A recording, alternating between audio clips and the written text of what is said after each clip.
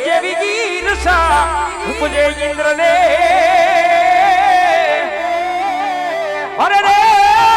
એ ડોલા ત્યાં કુબેરના ભંડાર અને ખાનાર ને પ્રેમથી ભગતમાં થાય હંમેશા રત્ન તેના એ પીરને યાગણે નિત ભોજન મળે જને છલકતા દૂધ ઘીના યવેડા સલમ સાફી અને અમલ ગાજો મળે રાત દી છાહના છરુ છાડતા